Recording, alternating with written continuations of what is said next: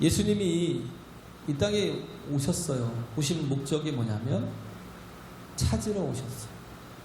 잃어버린 자들을 찾으러 오셨는데, 그 잃어버린 자는 어떻게 보면 하나님께서 찾으시는 자는 완벽한 의인처럼 생각이 될 거예요.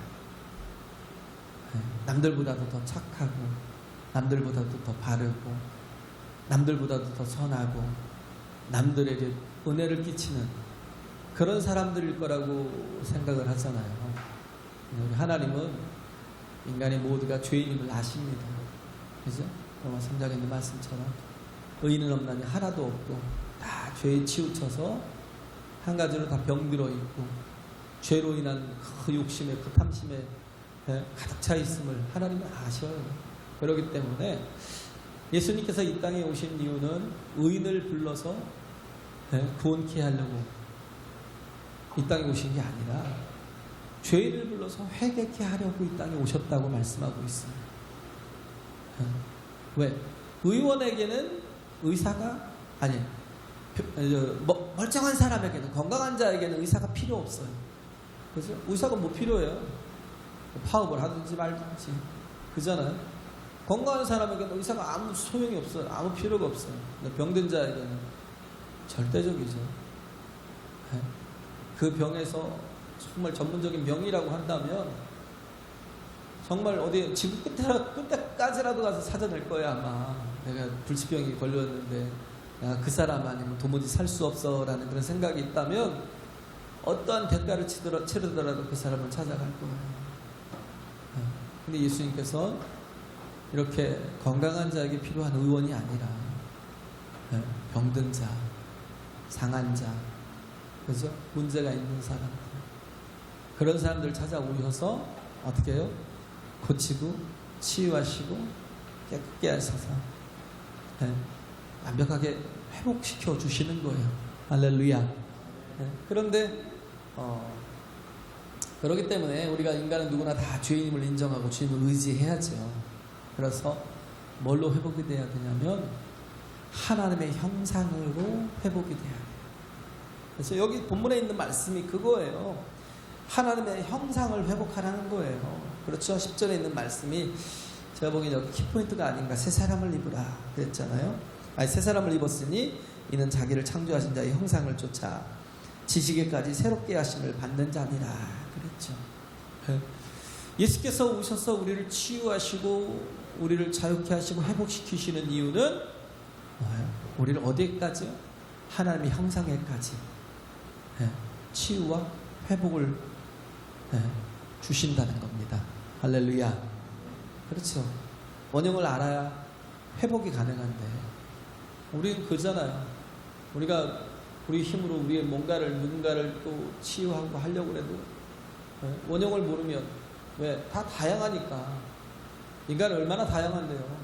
그 속을 들어가 보면요, 그 속에 우주가 있어요. 그 속에 우주가 있다고. 정말 인간의 힘으로는 사람을 고치기가 쉽지 않아요. 의사가 고쳐요? 상담사가 고쳐요? 사람을 고치기가 쉽지 않아요. 그런데 예수 그리스도만이 우리를 온전한 하나님의 형상으로 회복시켜 주실 수 있다는 거예요. 그래서 형상이 회복이 되어야 하나님 앞에 복된 인생, 복받는 인생이 되는 겁니다. 할렐루야. 우리는 복을 받는 인생이에요. 복을 받아야 뭐예요? 복된 인생이 되는 거예요. 그래야 우리가 정말 온전한 형상으로 이 땅을 살아갈 수 있다는 겁니다.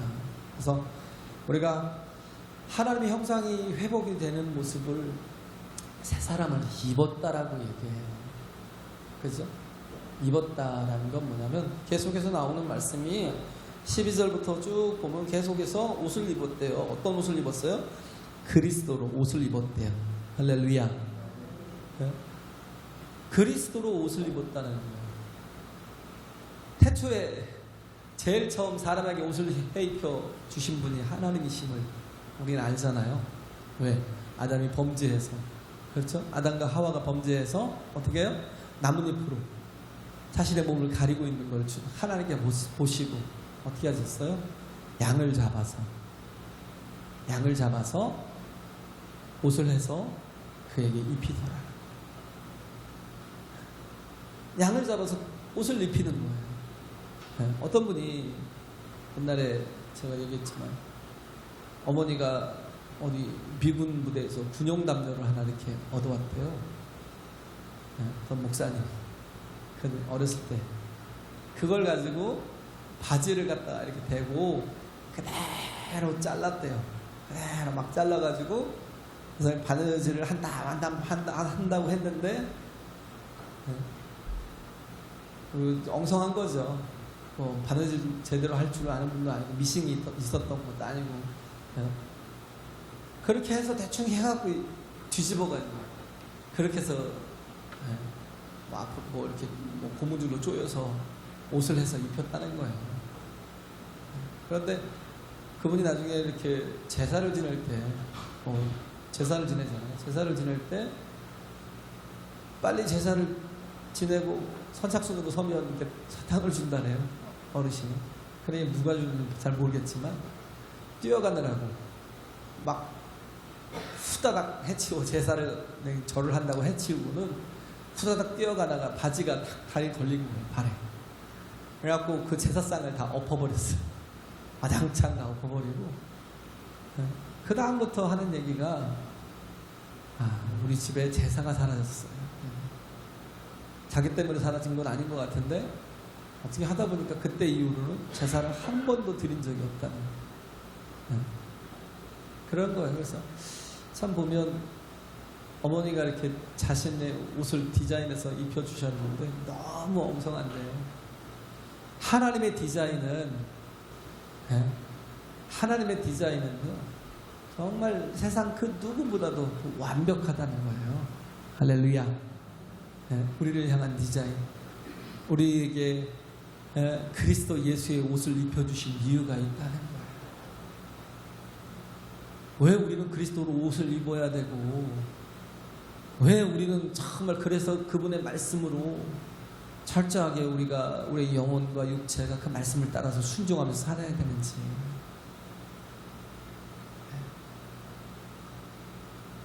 왜 우리가 항상 예배를 드리고 기도를 하고 우리가 왜 예수 그리스도의 증인으로 서야 되는지 우리가 잘 이해하지 못할 때가 있어요. 오히려 세상에서는 세상 사람처럼 예수 안 믿는 사람처럼 특히 요즘 코로나 때문에 교회가 한참 욕을 먹고 있는데 성김침대교회 광주도 좀 난리가 났더라고요. 김종희 목사님. 참 안타까워요.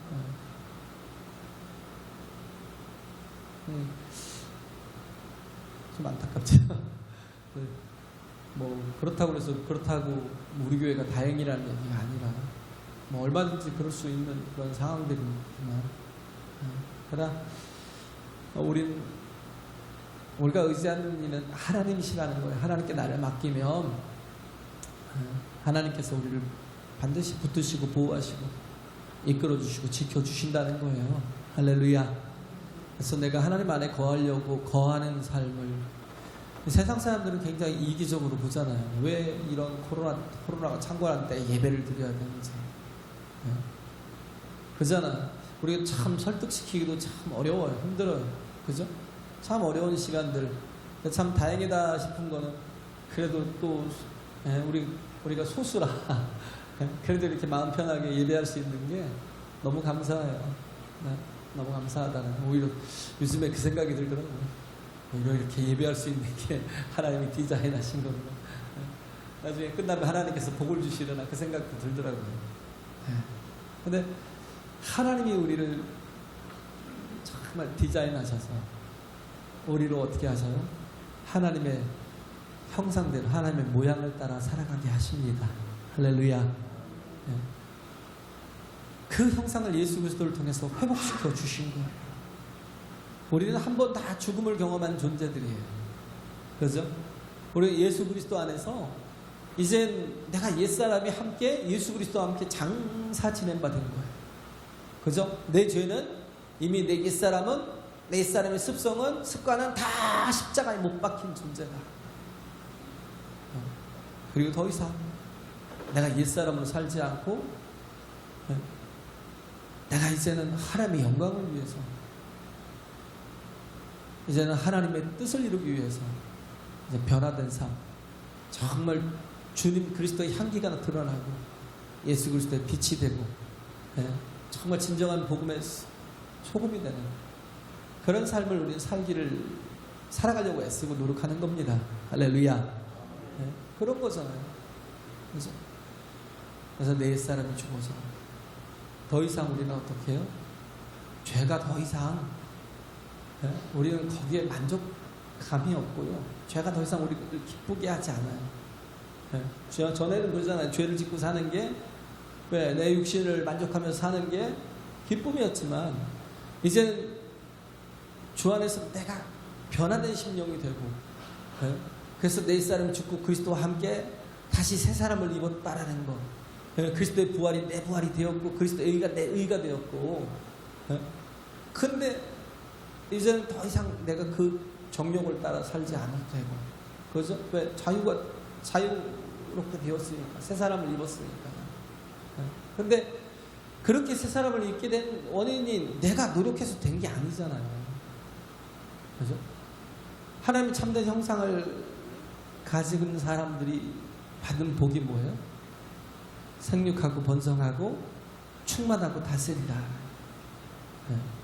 창세기 1장 26, 27, 28장에 28절에 나오잖아요. 하나님이 자신의 형상대로 우리를 자신의 모양을 따라 지으셨고 그에 생기를 불어넣어 생명이 되게 하셔서 어떻게 해요? 이제는 생육하고 번성하고 그렇죠? 충만하고 다스리고 이제는 죄에 매여서 죄의 종로로 타는 게 아니라 죄를 다스리고 죄의 소욕을 다스리고 이제는 그렇게 정말 하나님의 온전한 의로 살아가는 그런 인생을 하나님께서 우리를 예수 그리스도를 통해서 만들어 놓으신 거예요. 할렐루야. 제가 얘기했잖아요. 생육이라는 거. 생육이라는 건 성장이라는 의미가 아니라 여기서는 생육은 프로폴이에요. 열매를 맺는 삶. 그렇죠? 우리가 삶을 살아도요. 열매가 있는 삶을 사는 게 얼마나 복된 인생이에요. 그렇죠? 우리가 어떤 때 열매를 맺을 수 있어요? 의의 열매, 생명의 열매. 우리가 진정한 하나님의 그 은혜 가운데서 또 하나님이 주시는 그 아름다운 열매들을 맺어갈 수 있는 방법은 내가 하나님 안에 심겨지는 것. 시냇가의 신기온 나무가 시절을 쫓아 과실을 맺고 시냇가의 신기온 나무가 어떤 나무예요? 의의 나무잖아요. 그죠? 그러니까 의의 열매를 맺죠. 또 공급되는 하나님의 그 생명이 엄청나잖아요. 그러니까 시절을 쫓아 풍성한 과일을 맺을 거 아니에요. 그 사람은 어떤 사람이에요? 의인이잖아요. 의인이라는 건 복 있는 사람은 악인의 길을 쫓지 않고 죄인의 길에 서지 않으면 오만한 자의 자리에 앉지 않는다고 했잖아요. 악인은 어떤 사람이 악인이고 의인은 어떤 사람이 의인이에요. 우리가 의의 옷을 입었고 우리가 세상 사람과 다른 게 뭐가 있어요? 똑같잖아요. 뭐 살아가는 하루 세끼 먹고 또 다들 일을 하고 돈을 벌어야 먹고 살고 그렇잖아요. 어떻게 보면 다 똑같은 것 같이 보여요. 그런데 의와 악이 구분이 된다. 의라는 건 뭐냐면 내가 하나님과 나와의 관계도 회복이 되는 삶을 사는 거예요. 할렐루야. 하나님과 나와의 관계가 회복이 되어서 이렇게 정말 풍성한 의의 열매들을 또 생명의 열매들을 이렇게 정말 그 복음의 열매들을 맺어가면서 살아가는 인생이 되는 거예요. 다 하고 그 다음에 또 뭐냐면 번성하라는 거. 번성하라는 건 인크리징이라는 거예요. 성장해 가는 거예요. 내가 성장해 가는 거예요. 살아있는 것은 성장하잖아요. 또 어느 정도 뭐 키가 좀 다 컸으면 그 다음부터는 또 속으로 또 자라가잖아요. 성장에 따라 인크리징이 있고요. 번성해 가고. 그래서 그 다음에 또 하나가 뭐냐면 충만함이에요. 하나님이 우리에게 주시는 게 뭐예요? 충만함이죠. 그렇죠?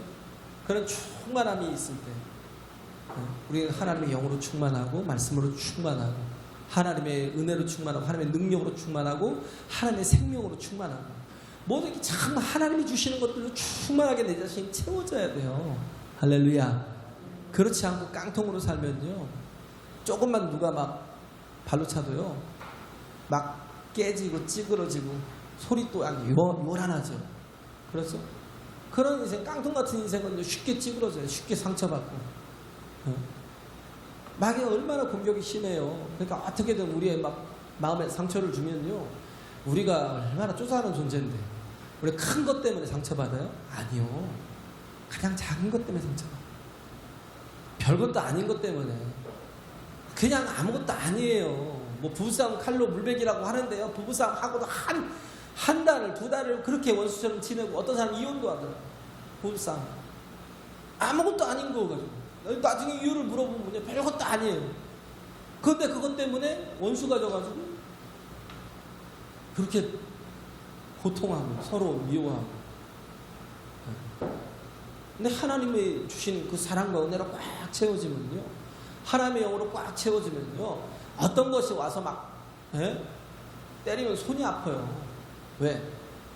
벽돌같이 단단하거든요. 채워져 있으니까. 그렇잖아요. 채워져 있으니까. 우리가 깡통을 차는 건 뭐 얼마든지 차죠. 근데 우리가 벽돌 한번 빵 차보세요.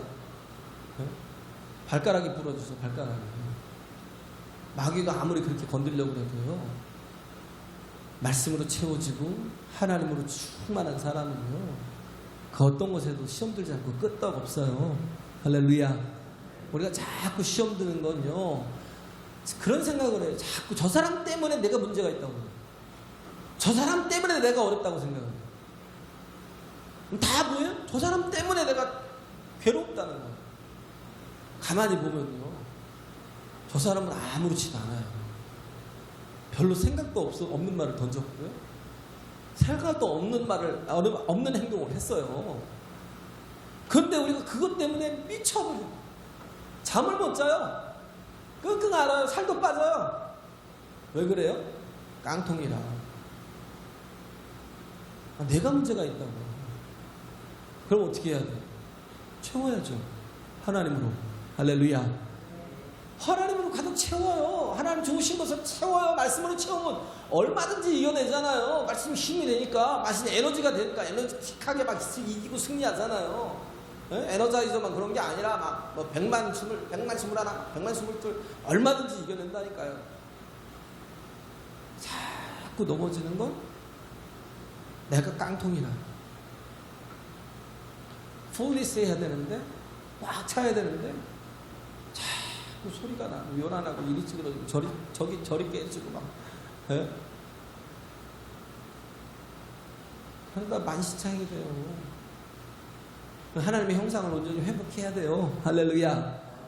하나님의 형상을 온전히 회복해야 돼요. 그 다음에 또가 하나가 뭐냐면 다스림이에요. 다스림. 지배하라는 거예요. 통치하라는 거예요. 룰링 하라는 거예요. 룰링. 자꾸 세상에 지배되고 대세에 지배되고 이것 따라가고 저것 따라가는 인생이 아니라, 그 사람은 뭐예요? 죽은 적이 없는 사람. 내가 그리스도와 함께 죽음을 경험하지 못한 사람은 십자가에 못 박혔나니라는 큰 경험하지 못한 사람. 성령이 함께 하시는 게 뭐라고 했어요? 조명이라고 그랬죠. 성령이 나를 조명하면 제일 먼저 깨닫는 게 뭐예요? 내 죄가 보여요. 그렇죠? 죄에 대해서, 의에 대해서, 심판에 대해서 책망하시는 분이 성령이신데, 제일 먼저 이렇게 정말 보면 내 죄가 자꾸 보여요. 그래서 뭐 디모데전서 1장 15절에 보면 내가 죄인 중에 괴수라고, 아니 거의 죽을 때 다 돼가지고 신앙생활을 그렇게 열심히 했고 많은 사람들이 복음을 전했던 사람이, 바울이 내가 죄인 중에 괴수래요. 그러면 갈수록 악해진 거예요? 그게 아니고, 갈수록 뭐예요? 하나님의 영광 앞에 밝히 드러난 거예요. 그러다 보니까 그 앞에 서면 어떻게 해요? 죄가 보여요. 베드로처럼 나는 죄인입니다. 나는 떠나소서. 이사야처럼 나는 입술이 부정한 자입니다. 내 입술을 불러 찢어달라. 바울은 죄인 중에 괴수라고. 우리에게 보이는 게 뭐예요? 죄가 보여요. 죄가. 남의 허물이 아니라 쟤는 왜 저렇게 생겼어? 남의 들보를 보고, 아니, 남의 티를 보고 내 눈에 들보를 못 보는 그런 어리석은 심령은 뭐냐면 성령께서 자신에 대해서 자신을 조명해 주지 않으니까. 성령 탓이 아니라 내가 그 안에 거하지 못하고 있으니까. 아무것도 조명이 안 되니까 뭐예요? 나는 계속 육신의 사람으로 살아요. 계속 내가 예수를 믿는다 하면서도 계속 육신을 쫓아 살아요. 그걸 다 죽여야 되는데, 그래서 여기서 계속 3장에서 하시는 말씀이 그거잖아요. 위의 것을 생각하고 땅의 것을 생각하지 말라. 이는 너희가 죽었고 너희 생명이 그리스도와 함께 하나님 안에 감추었음이니라. 그러면서 뭐예요? 뭐 땅에 있는 지체를 죽이라는 거, 음란과 부정과 사욕과 악한 정욕과 탐심이니 탐심은 우상 숭배니라. 많은 죄들 가운데 그렇게 있지 말고 그 가운데서 그 죄로 인해서는 죽으라는 거예요. 우리가 어떻게 해야 죄에 대해서 자유할 수 있어요? 우리는 지긋지긋하잖아요. 죄가 계속 자아가 있어서 아집이 강하고 고집도 세고. 자아가 강하면 참 보면요 좋아할 수가 없는 사람인데, 그런데도 불구하고 자아가 굉장히 강해요. 나를 내려놓지 못하니까요 어떻게 계속 티격태격하게 되고요. 나는 계속 이렇게 사람들과의 관계가 다 깨지고. 왜? 자아가 강해서. 아라는 게 뭐예요? 손숫자에 창과자잖아요. 손에 뭘 들고 있어요? 창을 들고 있어요. 자신을 자꾸 방어하려고 막 찌르는 거예요. 먼저 공격해야 내가 내가 먼저 살 수 있을 것 같아요. 내가 먼저 죽으면 되는데 못 죽어요. 그래놓고 다 니타. 그러니까 안 변하는 거예요. 우리가 말씀이 있으면요 뭘 생각해요? 위의 것을 생각해요. 왜? 우리는 이제 땅의 사람이 아니기 때문에. 우리는 하나님께 속한 사람이기 때문에. 할렐루야. 그러니까 자꾸 위의 것을 생각하라는 거예요. 위의 것을 생각하기 위해서 우리에게 필요한 게 뭐예요? 말씀과 성령의 조명. 그래서 하나님의 영광을 보여주시고, 또 성령이 조명해 주시는 게 뭐예요? 하나님의 뜻을 온전히 다 보여주셔요. 그게 조명이에요. 깨닫게 하셔요. 우리는 뭐예요? 땅 끝에서 주님을 만날 사람이잖아요. 우리 가는 이 길 끝에서 주님을 만나야 될 사람이잖아요. 그러면 우리가 어떻게 살아야 돼요? 계속 육신에 속하여서 죄를 가지고, 계속 죄의 향락을 가지고, 탐심을 가지고. 왜? 탐심은 우상 숭배래요. 예수를 믿어도 계속 세상이 항상 우선인 것. 왜 그래요? 탐심이 있으니까. 그게 하나님이라 그래요. 포기가 안 돼요. 다 내버려도요 하나님만 있으면 되잖아요. 왜? 우린 영생을 가진 자이니까. 할렐루야. 하나님의 나라를 유업으로 받은 자라는 거예요. 우리 부모를 제대로 볼 수 있으면, 그렇잖아요. 하나님이 내게 주신 선물이 얼마나 기가 막힌 것인지, 얼마나 정말 우리가 그 어떤 것과도, 세상에 그 어떤 것과도 바꿀 수 없는 가장 귀한 것인가를 안다면, 가장 큰 보물은요, 가장 큰 복은요, 하나님 자신이라고요. 할렐루야. 하나님 자신이요. 그래서 우리를 뭐예요? 그리스도로 옷 입으라는 거예요. 전에 우리가 보면, 제가 보면 이렇게 교회가 막 한참 이렇게 학생회가 막 부흥할 때, 그때 많이 했던 게 뭐예요? 뭐 문학의 밤도 하고, 레크레이션도 하고, 뭐 예배가 끝나면 막 레크레이션, 그 다음 팀이 나와서 준비하고 막 레크레이션도 하고, 계속 교제하고, 또 그러다 보니까 뭐예요? 자꾸 뭐예요? 우리 교회는 세상과 다르지 않아. 그런 걸 좀 보여주면 돼요. 뭔가 문화를 좀 앞서갔잖아요. 옛날에는 교회가. 그래서 많은 사람들이, 많은 학생들이 교회로 몰려들었어요. 근데 교회가 본질을 쫓고 영적인 것을 쫓고 기도를 하고 막 그렇게 확 불을 붙이고 그렇게 가면 좋은데, 그게 아니라 예? 저희는 뭐 어렸으니까. 근데 그런 쪽으로 뭔가 이렇게 막 레크레이션도 하고 세상 것을 추구하고 운동회도 하고 막 이러면 교회가 더 잘 될 거라고 생각을 했는데 나중에 뭐예요? 우리 세상과 별반 다를 게 없으니까 우리 세상이 더 나은 거예요. 왜? 괜히 교회 오면 뭐 자꾸 지적당하고 죄가 보이고 막 그러니까 차라리 세상 가서 내가 원하는 대로 생각을 가지고 내가 술을 마시든 담배를 피든 무슨 짓을 하고 살든 뭔 상관이 있어 이러고 그냥 나가버리는 거지. 근데 우리 자꾸 세상의 옷을 입히면 교회는 망해요. 교회는요 정말 영적인 것을 추구해 나가야 돼요. 할렐루야. 어떠하든지 참 하나님으로 인하여 살아가는 그런 진정한 우리 자신이 어떻게 해야 나를 다스리게 되고 나를 통치할 수 있고 또 뭐 세상을 다스리고 세상을 통치할 수 있게 되냐면 말씀이 내게 주인이 될 때, 할렐루야, 예수님이 진정한 나의 주인이 될 때, 그럴 때 뭐예요? 그 모든 탐심을 다 이기고 육체의 모든 그런 그 소욕을 다 이기고 오히려 정말 주님이 주신 신령한 복을 가지고 세상을 다스려 나갈 수 있다라는 거예요. 제가 얘기했죠 지난번에. 아레테 같은 거. 아레테라는 건 뭐냐면 도덕적 미덕이라는 거예요. 굉장히 도덕적이고 뭔가 이렇게 착한 일도 하고 선한 일도 하는데 근데 뭐예요? 그 속에 생명이 없는 것처럼 보이는 때가 있어요. 이걸 아레테라고 그래요.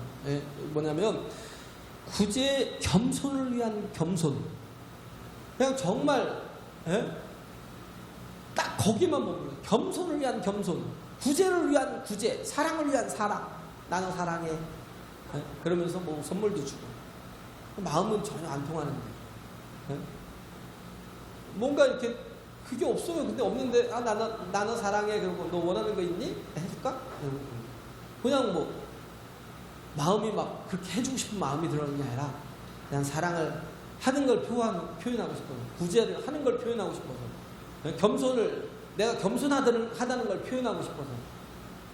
옛날에 그런 사람이 있었잖아요. 그 노래하는 거. 정말 구제를 많이 해요. 엄청나게 구제를 하는데 병적으로 하더라고요. 나중에는 뭐예요? 꼭 자기가 해야 되는데 돈이 없으니까 대출을 받아서 구제를 하고 나중에 또 뭐 그만큼 이제 채울 수도 있으니까 대출을 받아서 구제를 해요. 근데 그것까지 뭐라고 하겠어요? 정말 구제인가? 저는 굉장히 존경했어요. 대단한 사람이네? 근데 남이 그만큼 또 구제하고 막 헌신하는 일을 보고는 막 화를 내요. 그걸 보고 알았어요. 아, 상처가 있었구나.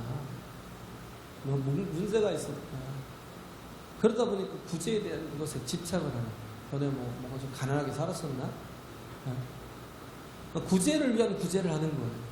중요한 건 뭐냐면 하나님의 의를 이룬다는 건 다른 게 아니에요. 디카이오스네. 관계 회복을 힘쓰는 거예요. 할렐루야. 관계가 회복이 되니까 내가 예배를 정말 영적인 예배를 신령한 예배를 진정한 예배를 드리는 거고 사랑과의 관계 때문에 그래서 어떻게 하든지 정말 저 사랑하는 영혼 때문에 뭔가를 내가 해주고 싶어. 그런 마음이 있으니까 그 마음에 그 관계 때문에 내가 구제도 하고 내가 겸손도 하고 그 사람 앞에 사랑도 하는 거죠. 그런데 마치 그냥 아레테 같은 도덕적 미덕만을 가지고 그런 덕만 세우려고 하는 관계가 없으니까 뭐가 생겨요 자꾸? 그러다 보니까 사랑이 제대로 되지 못하니까 의심만 생겨요. 그러다 보면 어떻게 해야 돼요? 규제가 더 많아져요. 바리새주의가 그런 거였거든요. 뭐만 남아요? 형식만 있으니까. 그잖아요. 구제하라고 하니까. 왜? 그게 뭐 의롭다고 하니까 의롭게 보이려고 하나님을 사랑하기 때문에 그런 게 아니라 자신을 의롭게 보이려고요.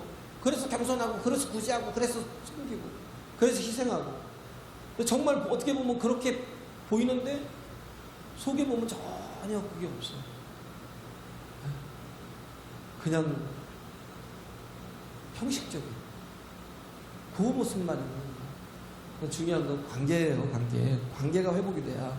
네, 그래서 대상이 목적이 돼야 된다는 거예요. 관계를 잘 하려고 하다 보니까 뭐예요?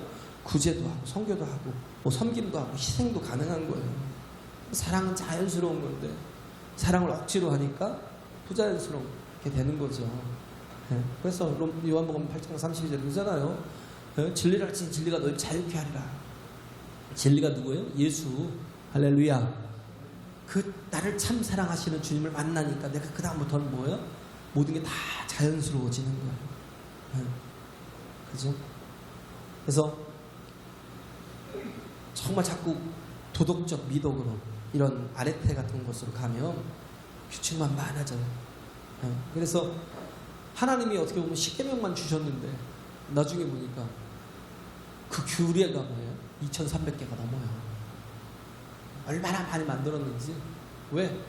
자꾸 의심이 가고 뭐 하니까 자꾸 규제만 하는 거예요. 바리새인들처럼 자꾸 규제만 하고 뭔가를 그렇게 해서. 근데 규제를 통해서 세상이 다스려지는 게 아니라는 거예요.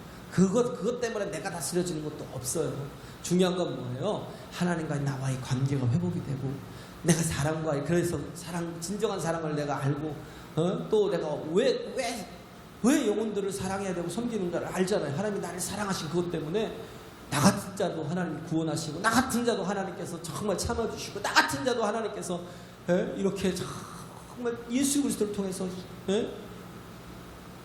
살리셨는데 그 은혜를 입은 내가 나에게 조금 나를 좀 미워해도 손해를 보게 하고 어렵게 하는 힘든 사람이라 내가 왜 능히 사랑하지 못해 하면서 인생이 바뀌는 거예요. 그런데 이런 하나님의 형상이 온전히 회복이 되는 방법이 뭐냐면 구약시대는 뭐예요? 제사하고 신약시대는 예배라는 거예요. 왜? 온전한 예배 가운데 들어가야 하나님의 은혜와 복을 그 생명을 받을 수 있기 때문에 할렐루야. 뭘 받아요? 하나님이 생기를 불어 넣어 주셔야 어떻게 해요? 내가 생명이 되고 산 사람이 되고 내가 이제 정말 그리스도의 마음을 갖고 섬길 수 있기 때문에. 성막에는 세 것이 있잖아요. 뜰이 있고 성전이 있고 성소가 있고 지성소가 있다고 했잖아요. 뜰이라는 건 좀 저기가 있죠. 뭐 분양 재단이 있고 그죠? 뭐 물두멍이 있고 그런 게 다 있지만 그건 뭐예요? 그걸로 가지고는 내가 하나님을 온전히 만날 수가 없잖아요. 그죠? 뜰은 어떻게 보면 그래요. 예배의 현장은 있는데 뭐 있어요? 예배의 형식에만 머물러 있어요. 거기엔 참여는 해요. 근데 뭐 속죄를 경험하지 못하고 하나님을 만나는 경험이 전혀 없어요. 그냥 뜰만 밟다 오는, 뜰만 더럽히는. 그냥 예배를 드리지만 뭐 형식적인 예배예요. 졸거나 아니면 딴 생각을 하거나 아니면 어떤 사람 제가 얘기했잖아요. 계획만 잔뜩 세우다가 한 주 계획을 다 예배 때 다 세우고 그러고 가요. 뜰만 밟다 가요. 그 다음 성소에 들어가는 거예요. 성소에는 그래도 뭐가 있어요? 진설병이 있고 등대가 있고 또 향단이 있잖아요.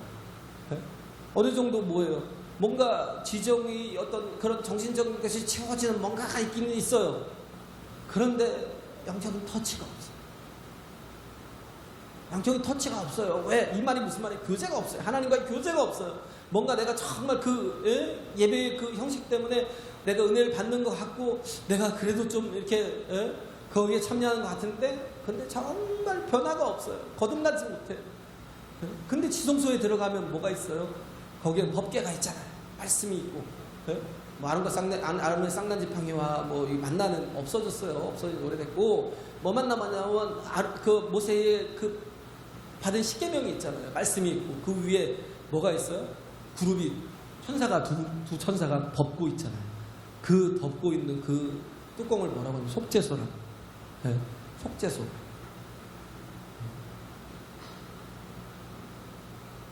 카포렛이라고. 카포렛. 덮고 있다. 덮어주신다. 속죄. 우리의 죄를 어떻게 해요? 예수 그리스도의 의로 덮어줘서 가려주시는 거예요. 할렐루야. 속죄함이 있고요. 또 뭐예요? 쉬운 자라고 그러잖아요. 은혜를 베풀어 주시는 것. 그것이 어떤 곳이에요? 하나님 앞에 단독자로 서는 곳. 피에로 켜고 우리가 했던 말씀처럼 우리 하나님 앞에 단독자로 누구나 다 예배를 통해서 하나님을 만나야 돼요. 할렐루야. 네? 예배를 통해서 하나님을 뜨겁게 만나야 돼요. 하나님의 터치를 받아야 되고요. 하나님의 속죄를 받아야 되고요. 은혜를 입어야 된다는 거예요. 단독자로 서서. 예수 그리스도께서 열어주셨잖아요. 다시 당신의 몸을 찢어서 어떻게 해요? 그 성소의 휘장을 열어주셔서 누구나 다 이제는 제사장으로서 들어갈 수 있게 하셨잖아요. 그 주님을 만나야, 그 주님을 만나야 이제는 온전히 새 사람을 입을 수 있어요. 할렐루야. 이제는 온전한 하나님의 형상을 회복시킬 수가 있어요. 이제는 내가 죄에 매여서 죄에 끌려가는 인생이 아니라 죄를 다스리고, 그렇죠? 오히려 정말 하나님의 선한 그 의에 영향력을 끼치며 살아가는 하나님의 자녀가 될 수 있다는 겁니다. 할렐루야. 이렇게 정말 영혼을 온전히 깨어있고 새 사람이 되고 정말 온전히 그리스도로 옷을 입는 저와 여러분 되시길 간절히 바랍니다.